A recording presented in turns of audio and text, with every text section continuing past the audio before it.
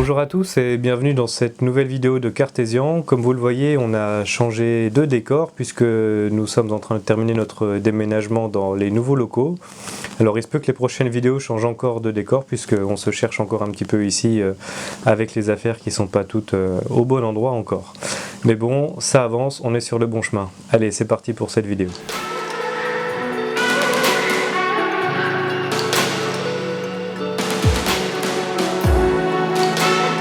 Pour les news de ce mois-ci, on en a plusieurs à vous présenter, on en a 4.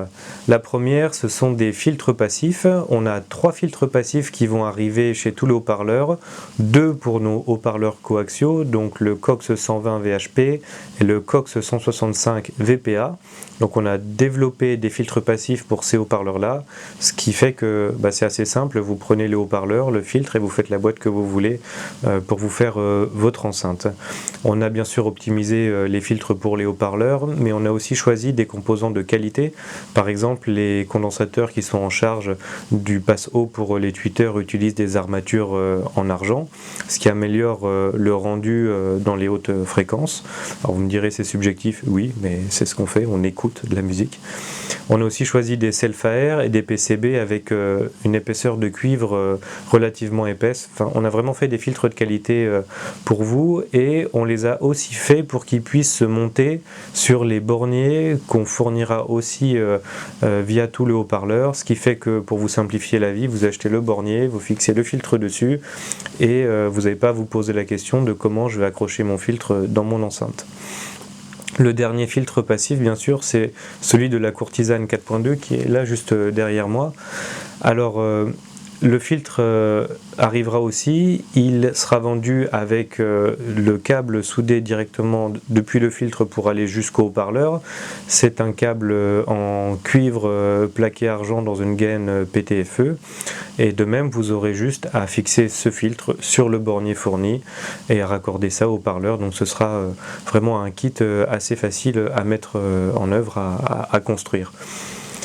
On a choisi également des composants de qualité pour ce filtre-là et on espère que le kit vous plaira. Ce qui manque aujourd'hui pour pouvoir commercialiser ce kit, c'est pas des moindres, c'est le boomer de 4 pouces pour lequel nous avons rencontré des difficultés d'approvisionnement pour les pièces polaires en particulier.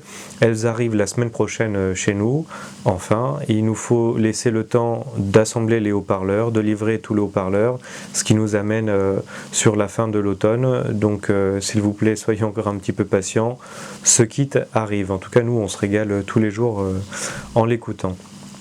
Le deuxième sujet nouveauté de ce mois-ci, c'est un petit haut-parleur large bande que nous allons vendre dès le mois prochain à tous les haut-parleurs. C'est le WIB 90 VHP. Alors on va faire une offre spéciale en série limitée. L'idée c'est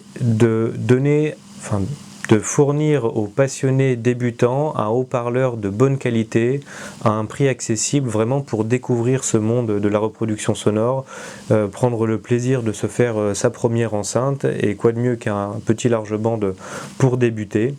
Alors c'est un petit large bande qui embarque déjà des technologies de Cartesian, une membrane traitée pour éviter un fractionnement dans la zone de médium, un circuit magnétique avec des pièces polaires optimisées, une bague en cuivre.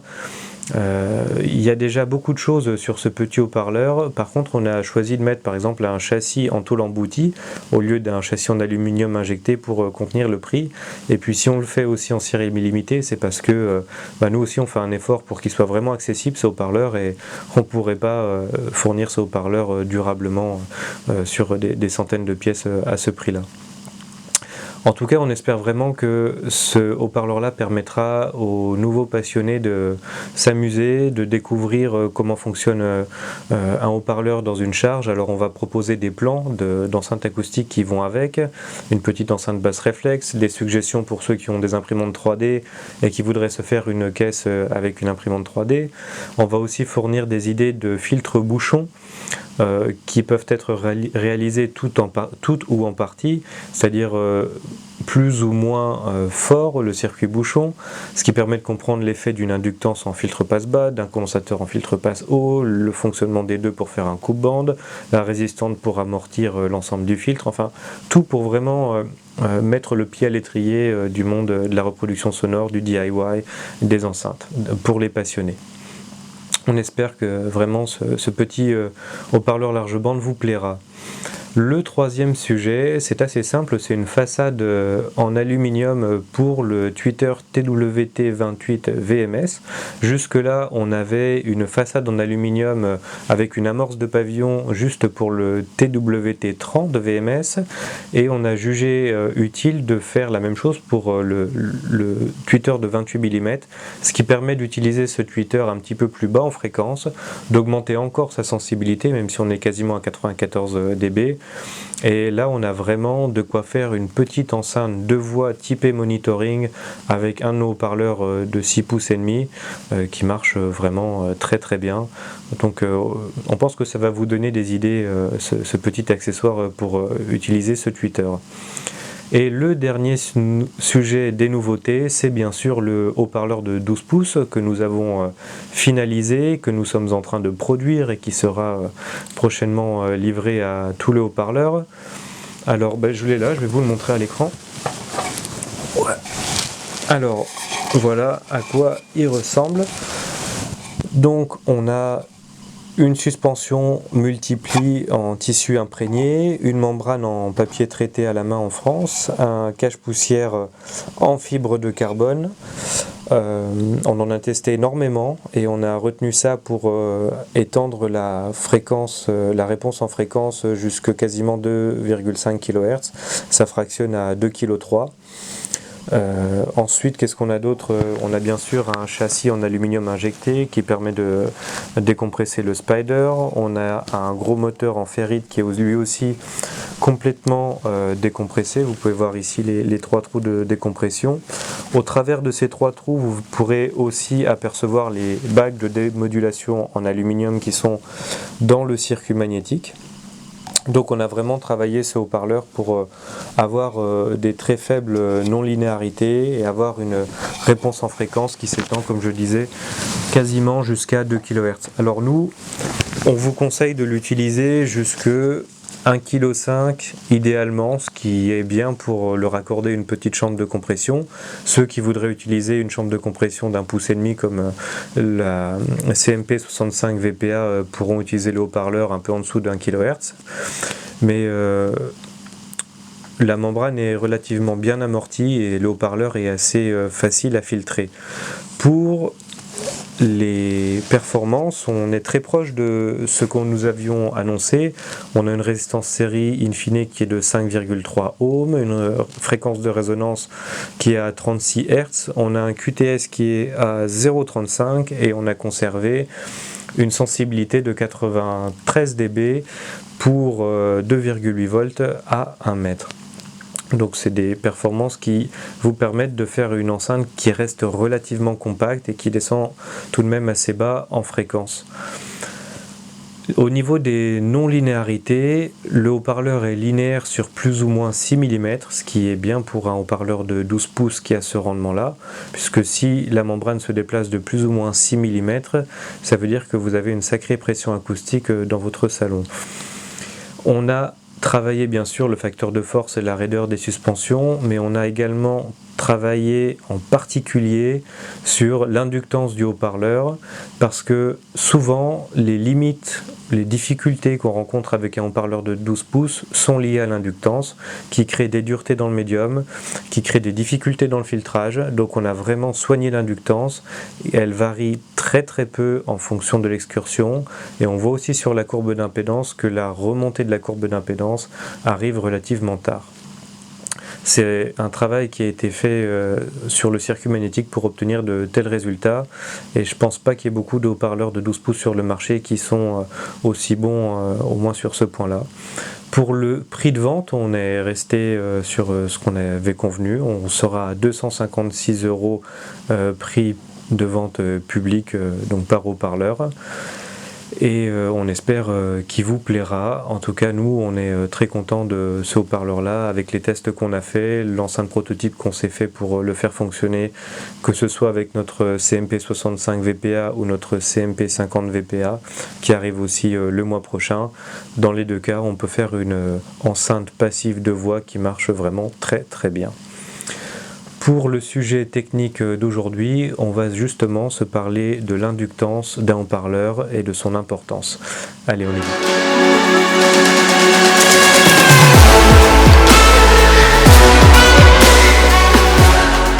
Pour le sujet technique de ce mois-ci, on va se parler de l'inductance dans les haut-parleurs, de la variation de l'inductance, des origines et des conséquences qu'a la variation d'inductance sur les performances d'un haut-parleur. Alors c'est un sujet qui est extrêmement important, il y a peu de marques qui s'y intéressent. On peut en citer une, c'est Purify qui a fait un travail extraordinaire autour de la variation d'inductance. Ils expliquent ça dans les datasheets de leurs produits et aussi dans un article récent de Voice Call Magazine. Alors je me permets de les citer parce que à mes yeux, Purify c'est plus une entreprise avec qui on challenge le fait de faire progresser la reproduction sonore plutôt qu'un concurrent commercial de business. Ce que je veux dire, c'est que pour moi, l'intérêt scientifique prime sur l'intérêt des affaires. Donc ça ne me dérange pas de les citer et de leur faire un petit peu de pub au passage. De toute façon, on a des solutions techniques qui ne sont pas les mêmes, mais au moins on s'inspire entre guillemets mutuellement, on se donne l'envie de faire toujours mieux, et je pense que c'est au travers d'entreprises comme Purify ou Cartesian que les progrès dans la reproduction sonore viendront dans les années à venir. Voilà. Quand je regarde des marques établies depuis longtemps et même qui sont dans l'Hexagone et que je lis, on a sorti 4 nouveaux haut-parleurs et il y en a 2, on a fait double ferrite parce que là ça fait plus de graves, c'est mieux. Ça donne juste envie de rire. J'aimerais savoir le fondement scientifique qui dit qu'un haut-parleur qui a une double ferrite permet de faire plus de graves. Fin de la parenthèse. On va revenir au sujet technique de l'inductance. Donc, l'inductance d'un haut-parleur, c'est bien sûr lié à la bobine mobile du haut-parleur. Plus une bobine mobile est grosse, dans le sens où il y a plus de tours sur la bobine, et plus on aura une inductance élevée. Alors, la conséquence de ça, c'est que la remontée de l'inductance sur la courbe d'impédance va arriver plus tôt, et donc, comme comme la bobine mobile du haut-parleur joue le rôle de self, on va limiter la reproduction des hautes fréquences. Si vous prenez le même haut-parleur et que vous mettez une bague en cuivre ou que vous enlevez la bague en cuivre, eh ben vous voyez les hautes fréquences qui ont plus ou moins de niveau juste par cet effet-là.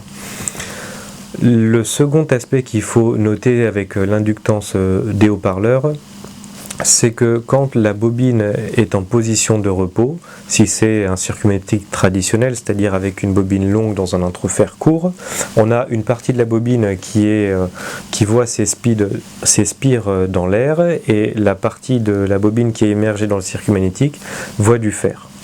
Lorsque la bobine va bouger, quand elle va aller vers le haut, plus de spires vont voir de l'air, donc l'inductance du haut-parleur va baisser, et à l'inverse, quand la bobine va rentrer dans le circuit magnétique, les spires de la bobine verront plus de fer, et donc l'inductance va augmenter. Quand votre haut-parleur fonctionne, la bobine se déplace en permanence et donc l'inductance va varier plus ou moins en fonction de la position de la bobine dans l'entrefer. Alors ça pose énormément de problèmes parce que votre amplificateur, il voit une inductance qui varie sans cesse. Et pour délivrer le courant, c'est pas facile pour lui. C'est là que c'est intéressant de mettre des bagues en cuivre ou en aluminium pour court-circuiter les les champs magnétiques qui sont créés par le courant induit de la bobine et lisser l'inductance. Le dernier effet qu'il faut noter avec l'inductance d'un haut-parleur, et pas des moindres, c'est le fait que lorsqu'une bobine est parcourue par un courant, elle crée son propre champ magnétique qui va venir s'opposer au champ magnétique produit par l'aimant du haut-parleur. Et donc le champ magnétique créé par l'aimant du haut-parleur va s'affaiblir lorsque le champ magnétique de la bobine vient s'opposer à lui.